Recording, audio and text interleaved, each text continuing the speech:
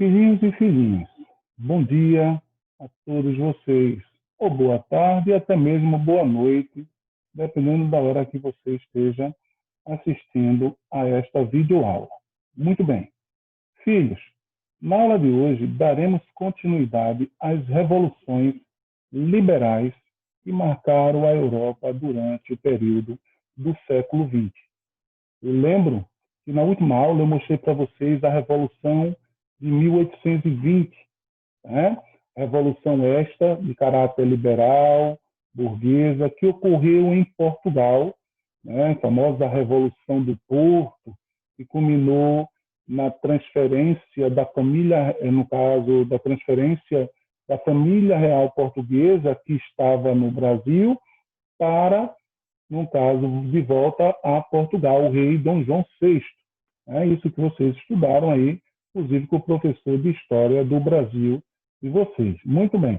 Um outro ponto a ser destacado, que foi comentado por nós na última aula, que foi lá no MIT, na aula do MIT, nós falamos da Revolução de 1830, né? A revolução que ocorreu na França, que teve um caráter liberal e anti-absolutista, tá certo?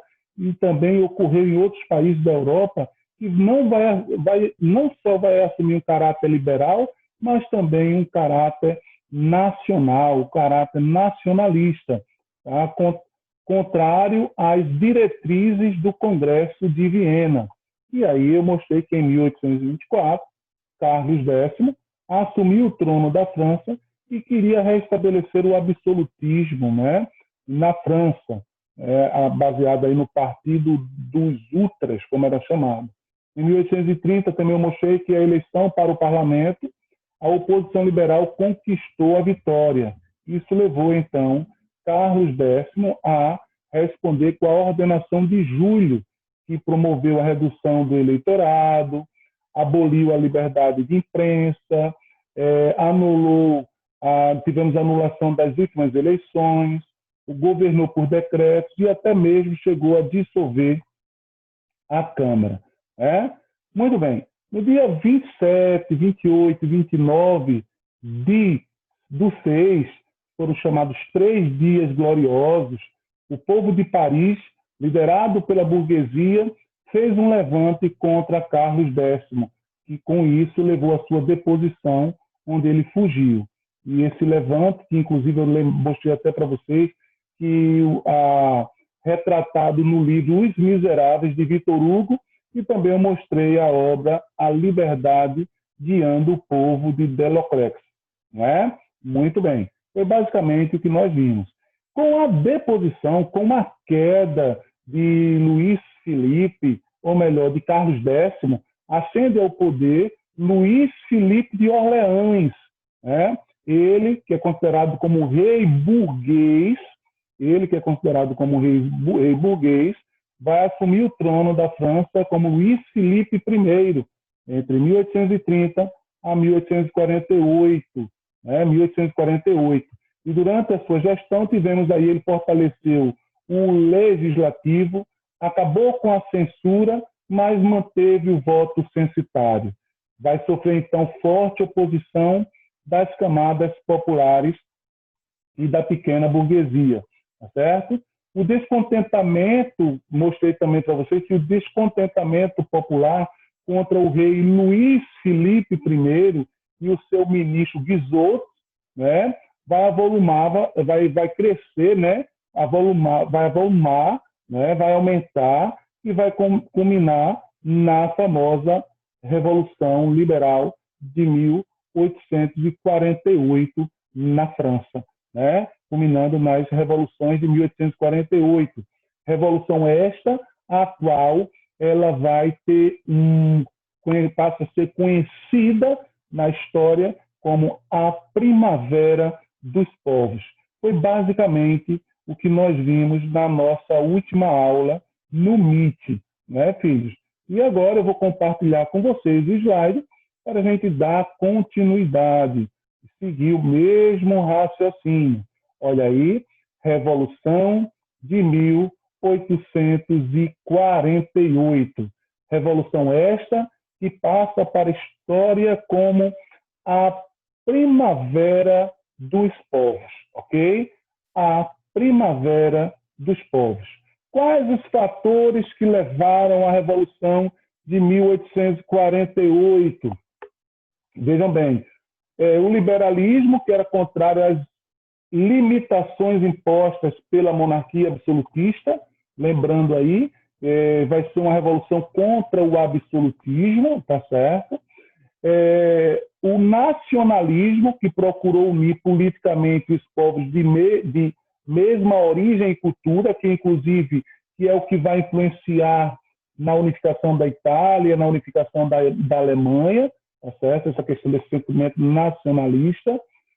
Século XIX também surge aí na Europa as ideias sociais e políticas como socialismo, socialismo científico, socialismo utópico, anarquismo, onde essas ideias socialistas vão buscar a igualdade social e econômica mediante uma ruptura, mediante uma reforma radical, certo?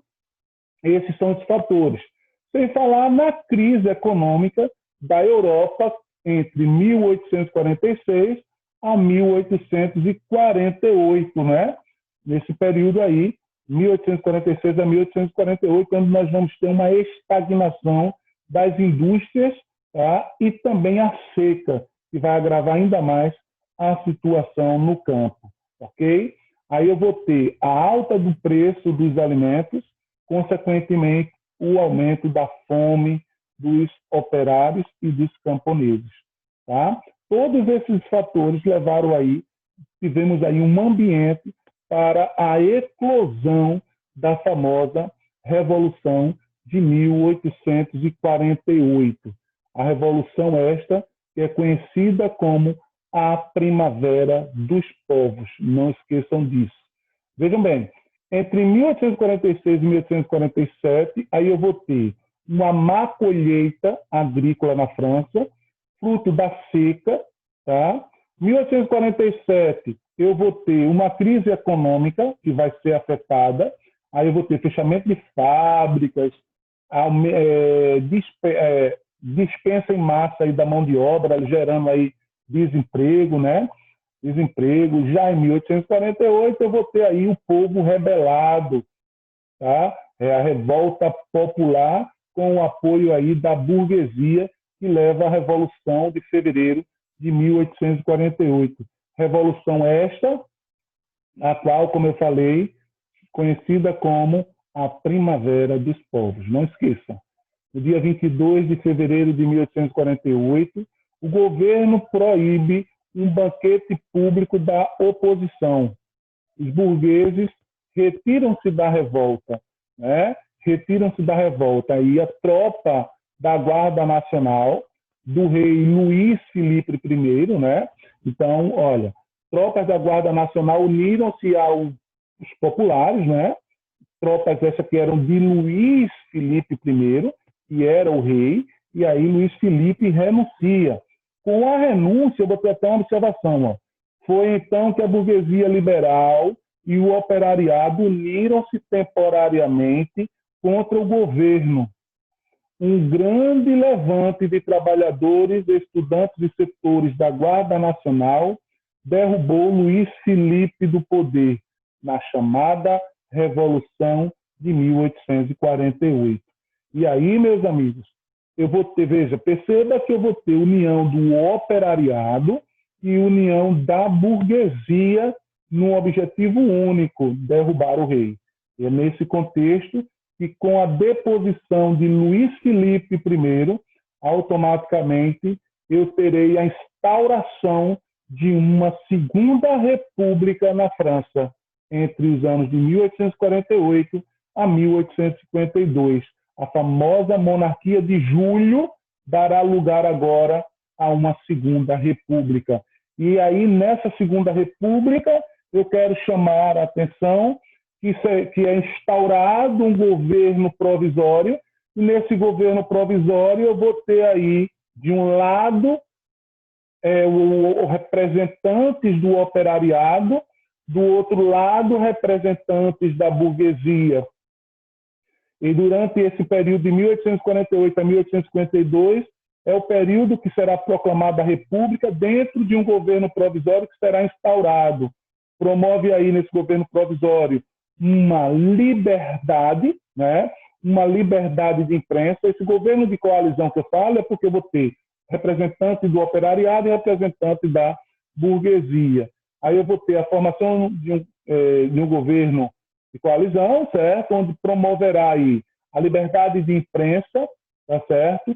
Vai abolir a escravidão nas colônias, teremos a abolição da escravidão nas colônias francesas, tá certo? Teremos aí o estabelecimento do sufrágio universal masculino, tá? E a criação das oficinas nacionais por pressão dos socialistas. O governo, na realidade, que foi instaurado, esse governo provisório, o governo não satisfazia nem as reivindicações dos radicais, nem as inquietações dos mais conservadores. E é nessa conjuntura que eu vou ter até uma observação, ó, desse governo participaram políticos socialistas como Louis Blanc, tá? E representantes da burguesia liberal como Afonso Lamartine, poeta orador. Uma vez no poder, esses dois grupos não chegaram a um acordo sobre os grandes rumos do governo. Os socialistas exigiam mudanças mais profundas do que a burguesia estava disposta a promover, como, por exemplo, medidas que beneficiassem diretamente os trabalhadores urbanos. Diante disso, senhores, eu quero chamar a atenção de vocês que a situação na França ainda agravava a crise econômica, situação cada vez mais difícil. Aí, no dia 23 de abril de 1848, realizaram-se eleições para a convocação de uma Assembleia Nacional Constituinte. Qual é o objetivo da Assembleia Constituinte? Criar uma Constituição para a França. Tá? E aí, senhores, em sua maioria, eleitos foram liberais burgueses, onde o resultado favorecerá a quem? Favorecerá a burguesia. Nesse contexto, o operariado que não se achou representado aí, os socialistas no caso, tá certo? E porque quem foi que ganhou aí? Em sua maioria, representantes do Partido Liberal Burguês. E aí é controlado por quem? Pela burguesia, pelo Partido da Ordem, tá certo? E aí vai restringir a influência socialista. E aí a influência socialista vai ficar limitada aonde? Se restringir aonde? A capital, Paris. Diante disso, vamos ter várias revoltas, tá? Várias revoltas na capital, Paris. Olha aí, as eleições para a Assembleia Constituinte vencida pelo Partido da Ordem, né? Representante defensor da propriedade privada, que seria o liberal burguês, levando os operários comandados pelo socialista Auguste Blanc, né? O ministro da Guerra, veja bem, aí Auguste Blanc, ele lidera várias revoltas contra, tá, a burguesia, contra a França, contra queria melhores condições. O ministro da Guerra na época, o famoso ministro da Guerra, é importante chamar a atenção, que vai reprimir duramente o movimento. Eu botei aqui também, ó. Nesse mesmo ano, Karl Marx e Frederico Engels escreveram aí, publicaram o Manifesto Comunista. Chegava a conclamar, a chamar o povo proletário a unir, né? A unir na luta por melhores condições contra as injustiças sociais capitalistas, certo? Aí, nessa conjuntura, o governo burguês decidiu pôr fim à rebelião. E aí, o que é que acontece?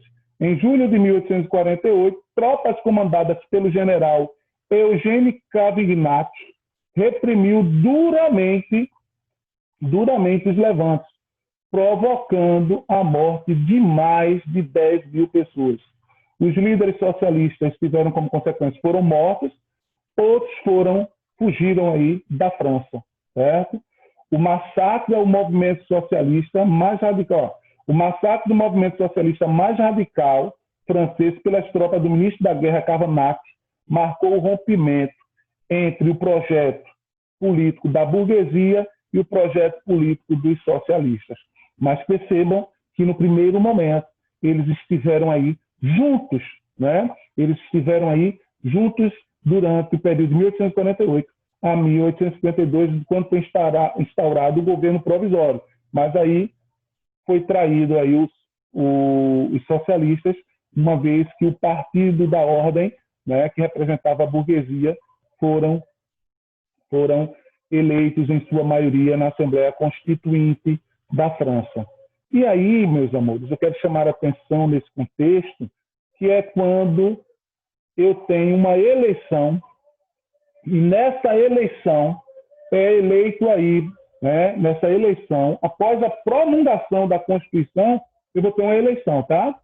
A Constituição de 12 de novembro de 1848 foi promulgada.